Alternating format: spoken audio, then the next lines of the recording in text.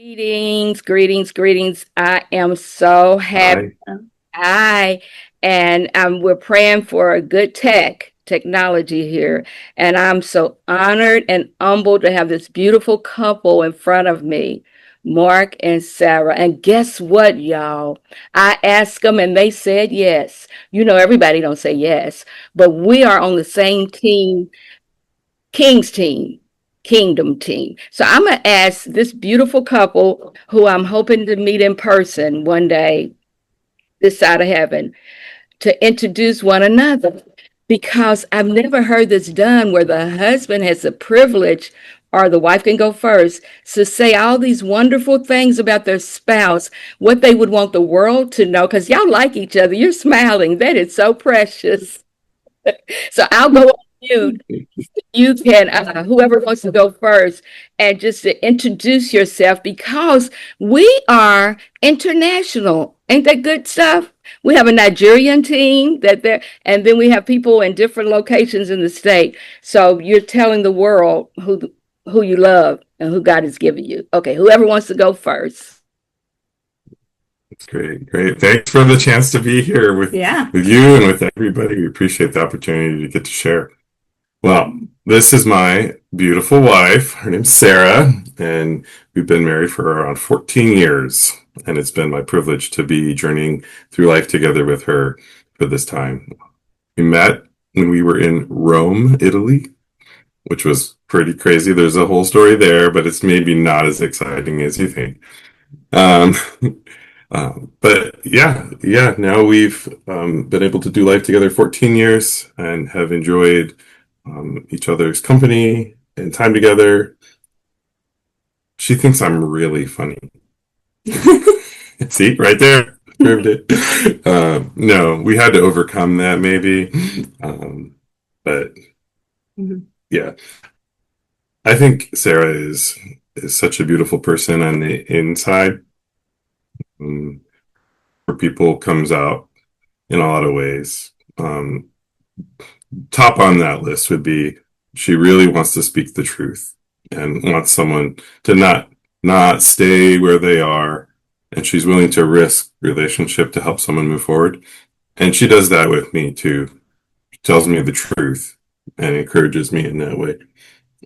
Sometimes it's hard, but I know that she is doing it from a place of love and seeks to be a blessing and encouragement through that.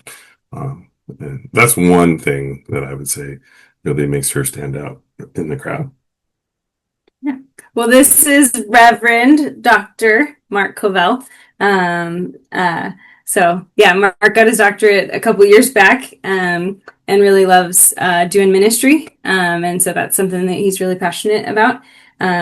Yeah, he's been in ministry since he did teaching English to Chinese immigrants in Chinatown in Chicago, and then working with South Asian American college students through a ministry that he helped start within Crew called Design Movement, helping launch something to see that group of students who he really cared about. We even lived in South Asia for a little bit, and then he is really connected to and passionate about ECWA, which we'll talk about here in a little bit. But we have 3 kids. Our kids are 12, 11, and 9. A boy and 2 girls. Yeah, and 2 girls. I almost said that wrong. Yeah, and we live in Xenia, Ohio. But since college, I have lived in 7 different places. Mark, I think 5 or 6. So yeah. And so we've traveled a lot around the world, in different places here in the States and overseas. Yeah, I just love getting to meet people from different cultures and backgrounds. And that's something you should know about Mark, is that he likes to be like the odd man out. Like, he likes to be in a group of people where he's like the only one like himself. He's like jumping into this group, and he's like totally comfortable in that spot. So. And you should also know that he's from Michigan. He really likes Michigan.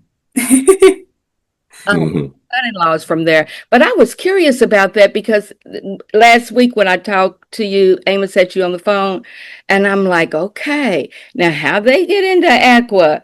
And I know how I got in because it is some odd out, but odd in. Mm-hmm, mm-hmm. God be the glory. That's wonderful. To God be. Yeah. Yes, sir. Yeah. So I started connecting with ECWA, Evangelical Church Winning All, when I lived in Chicago. So in one of the different places that I've lived, and a friend introduced me to the pastor, and I connected, and it actually became my church, and I worshiped in that community for about 10, 11 years.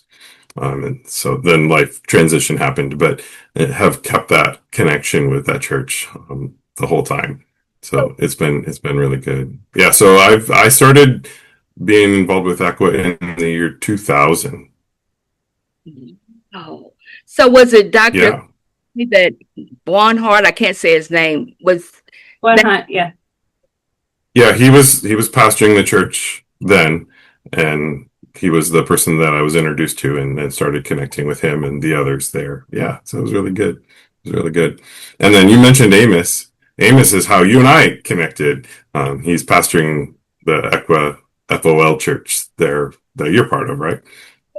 yes, sir? Yeah, in Louisville. Highly favored, and that has been such a blessing for me to be introduced to Echo. I've been churched all my life, all my 71 years, but I've never seen anything like Echo and Mm, persistence and the focus. So it's wonderful. I'm just highly mm, like Mary. We're highly favored. Yes, yes. Okay, indeed, now indeed. question to both of you, whoever wants to answer first. This is how Healthy Heart kind of came about. Sometimes we internalize our smiles and they don't always come out. And then sometimes we smile, but they're not real. You just smile. Mm, I was raised to smile. I didn't get to talk much, but I was like, but the heart smile, if you could reach down there somewhere and get the oldest heart smile that you might can remember what it was and why did it make you smile? Either one of you or both. I have a story that comes to mind. Starts off kind of scary. I'm a kid. I'm at home, and my family was going to go camping, which I totally love to do. Long weekend, and we were going camping. But my oldest sister came in and woke me up on the morning we were going to go, woke me up and said, Mark, there's a tornado.